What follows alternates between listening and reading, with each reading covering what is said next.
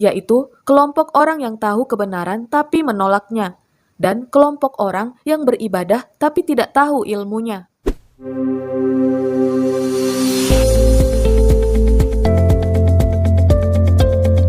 Assalamualaikum teman-teman, kembali lagi di Nota Carita. Mari kita mulai dengan pertanyaan. Surah apakah yang paling sering kita baca minimal 17 kali dalam sehari? Ya, benar sekali, Surah Al-Fatihah. Di video kali ini kita akan membedah Surah Al-Fatihah dan menyelami maknanya. Inilah subjudul yang akan kita bahas. Latar belakang turunnya Surah Al-Fatihah. Pendapat mayoritas ulama dan yang paling kuat menyatakan bahwa Surah Al-Fatihah diturunkan di Mekkah. Meskipun ada sebagian kecil ulama yang berpendapat surah ini diturunkan di Madinah atau bahkan 2 kali, di Mekkah dan di Madinah. Namun, pendapat yang menyatakan turun di Mekkah memiliki dasar yang lebih kuat. Ada 2 alasan utama yang menguatkan Al-Fatihah diturunkan di Mekkah, yaitu kaitannya dengan sholat dan penyebutannya di dalam surah yang lain. Pertama, keterkaitan dengan perintah sholat. Perintah kewajiban sholat 5 waktu, meskipun perinciannya disempurnakan dalam peristiwa Isra Mi'raj.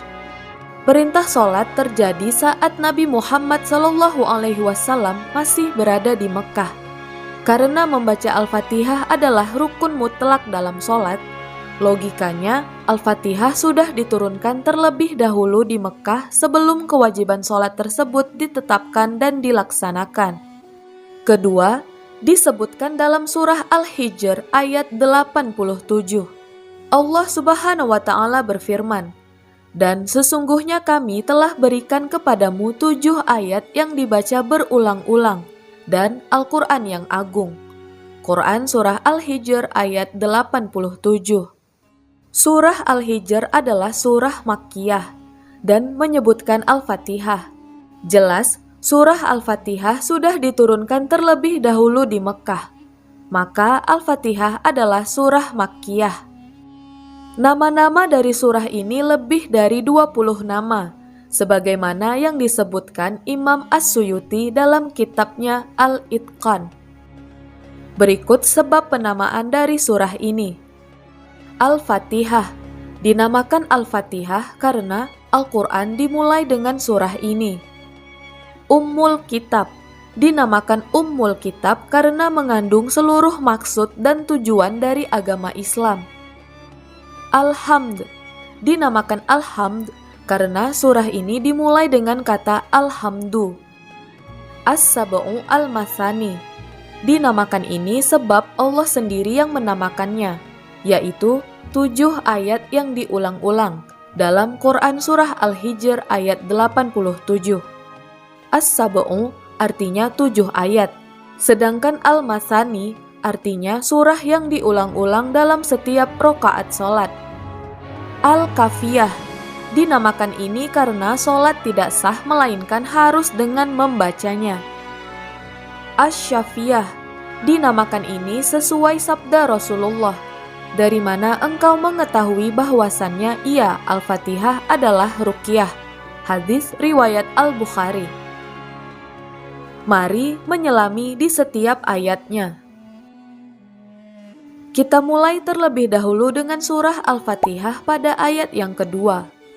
Untuk basmalah kita bahas setelah ini ya Sobat Noca.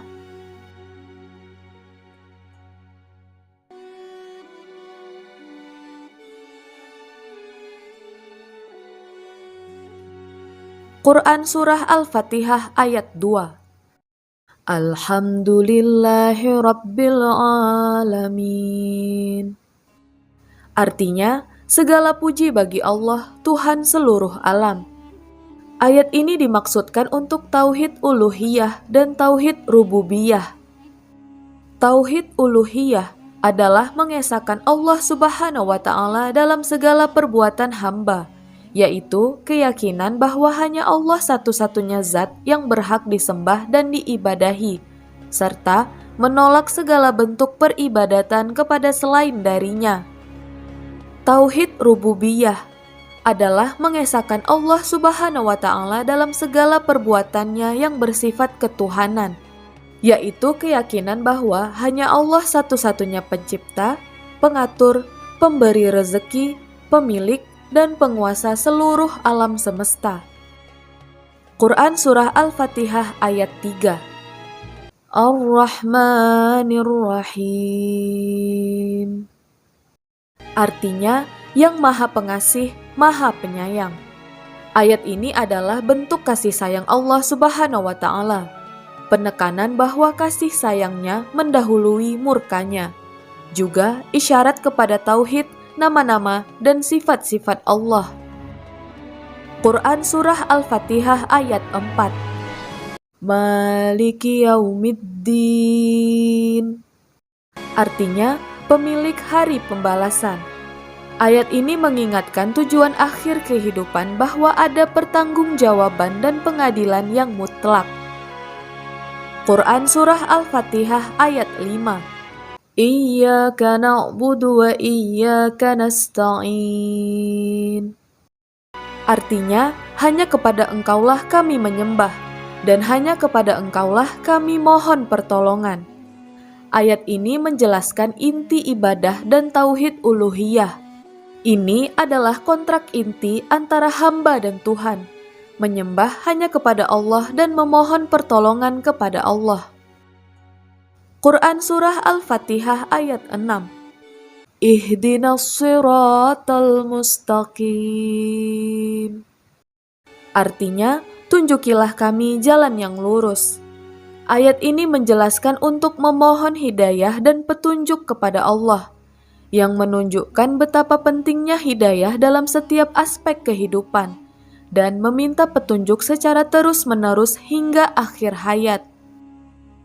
Quran Surah Al-Fatihah ayat 7.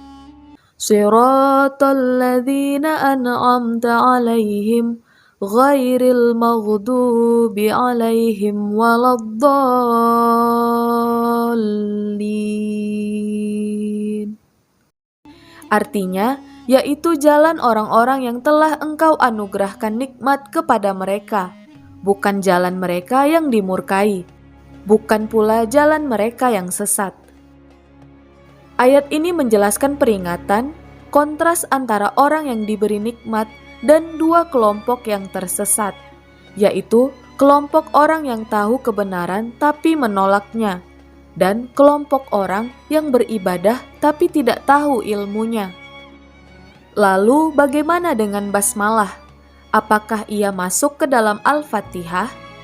Itu adalah pertanyaan yang sangat bagus dan sering diperdebatkan oleh ilmu tafsir dan fikih. Secara ringkas mengenai apakah Bismillahirrahmanirrahim termasuk ayat pertama dari surah Al-Fatihah, ada perbedaan pendapat yang kuat di antara para ulama. Pertama, pandangan yang menyebut basmalah adalah ayat pertama Al-Fatihah. Ini adalah pandangan dari mazhab Syafi'i dan sebagian ulama lainnya, termasuk riwayat dari Imam Ahmad. Mereka berpegangan pada teks Al-Quran yang mencantumkan basmalah sebagai ayat pertama yang bernomor 1 di dalam surah Al-Fatihah, dan hadis yang menyebutkan bahwa Al-Fatihah terdiri dari 7 ayat.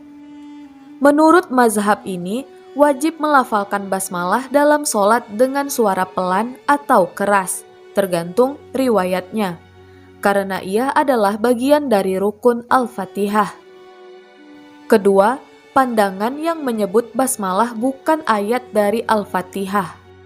Ini adalah pandangan dari mazhab Hanafi, Maliki, dan Hanbali.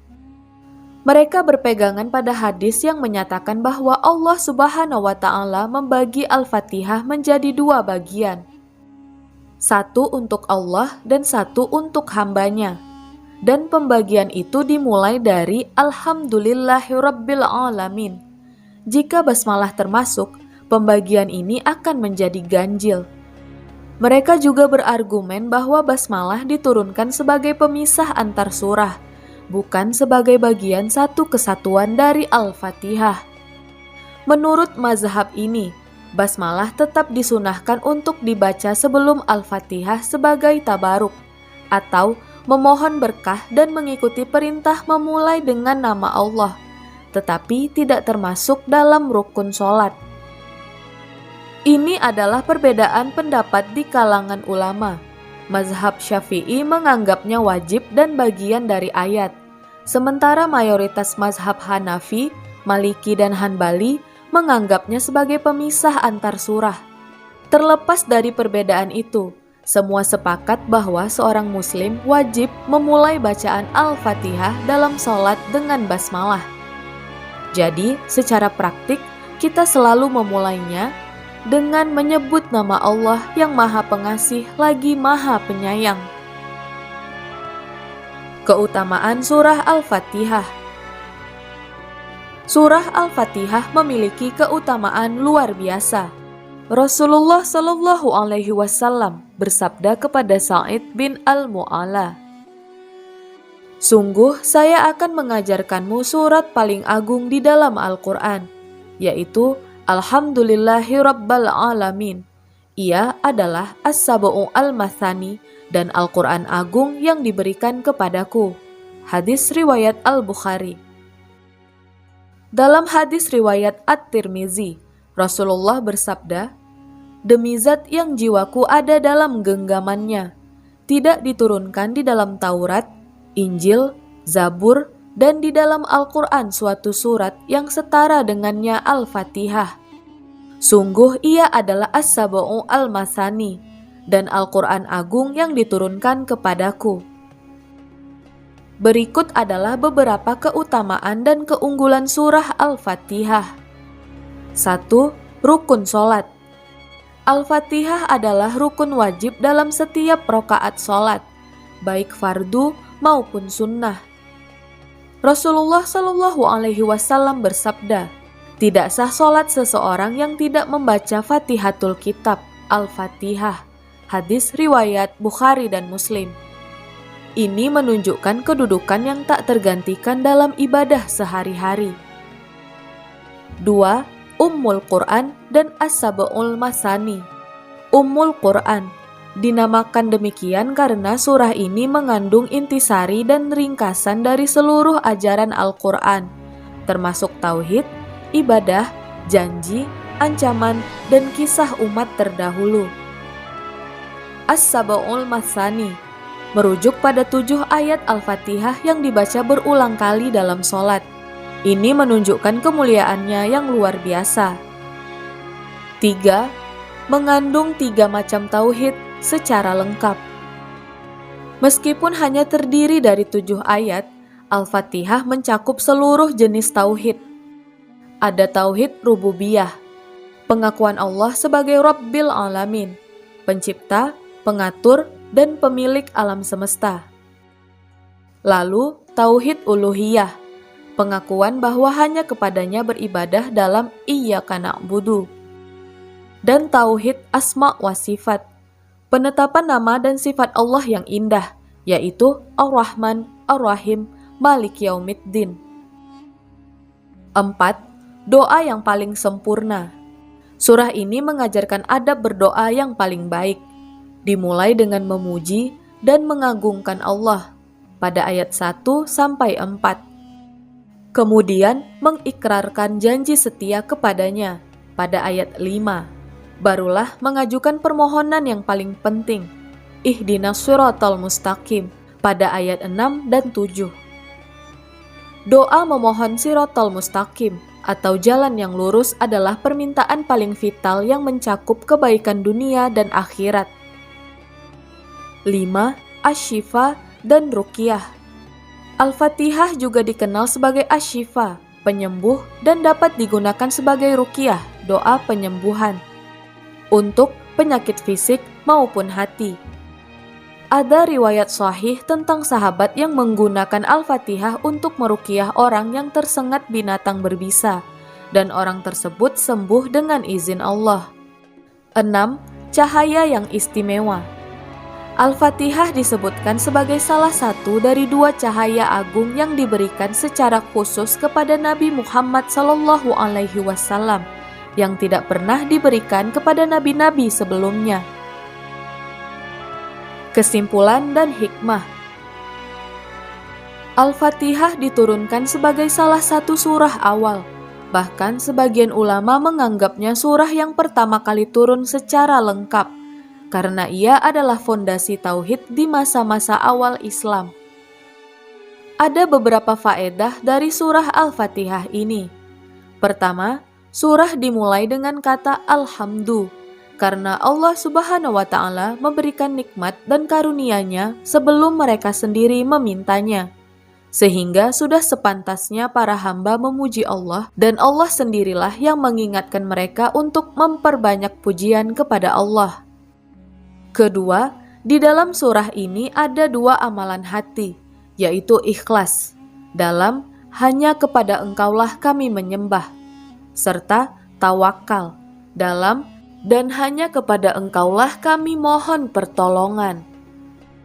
Ketiga, disebutkan pentingnya memiliki teman atau panutan yang saleh, mengingat pada ayat, tunjukilah kami jalan yang lurus, yaitu orang-orang yang telah Engkau anugerahkan nikmat kepada mereka. Keempat, isyarat pentingnya persatuan umat. Hal ini dapat dilihat dari firman-Nya, hanya kepada Engkaulah kami menyembah, dan hanya kepada Engkaulah kami mohon pertolongan. Dalam ayat ini menggunakan kata kami dan bukan saya. Kelima, ibadah disebutkan terlebih dahulu. Hanya kepada Engkaulah kami menyembah. Lalu penyebutan pertolongan. Hanya kepada Engkaulah kami memohon pertolongan. Karena ibadah adalah jalan menuju pertolongan. Keenam, keseimbangan antara harapan dan rasa takut. Surah Al-Fatihah mengajarkan ibadah yang seimbang. Kita beribadah karena cinta dan harapan atas kasih sayang Allah, tergambar dalam firman-Nya Ar-Rahmanir Rahim. Lalu beribadah karena takut akan pengadilan-Nya, yaitu Malik Yaumiddin. Keseimbangan ini menjauhkan kita dari rasa aman yang semu, terlalu berharap tanpa beramal, dan menjauhkan dari rasa putus asa, terlalu takut tanpa berharap rahmat. Ketujuh, ayat terakhir memohon perlindungan dari dua jenis kelompok yang menyimpang dan yang dimurkai, al-maghdubi alaihim, dan yang sesat ad-dallin. Hikmahnya adalah, hidayah yang kita mohon dalam Shiratal Mustaqim adalah jalan yang membutuhkan ilmu, agar tidak sesat, dan amal kesungguhan agar tidak dimurkai. Ini adalah peringatan bahwa beribadah tanpa ilmu dan berilmu tanpa beramal adalah jalan yang menyimpang. Dengan Al-Fatihah kita belajar untuk mendahulukan pujian kepada Sang Pencipta, menyatakan kontrak ibadah yang ikhlas, memohon peta jalan hidup yang benar, dan mengingatkan diri pada tujuan hari akhir. Bagaimana menurut kalian teman-teman? Ketika kita selesai mengucapkan amin dalam sholat berikutnya, kita harus paham bahwa kita baru selesai mengulang rencana kehidupan seorang muslim. Memahami Al-Fatihah berarti memahami intisari dari seluruh petunjuk Allah di dalam Al-Quran. Nantikan kisah-kisah menarik selanjutnya, tetap terhubung dengan channel kami untuk mendapatkan kisah menarik lainnya. Assalamualaikum dan sampai jumpa.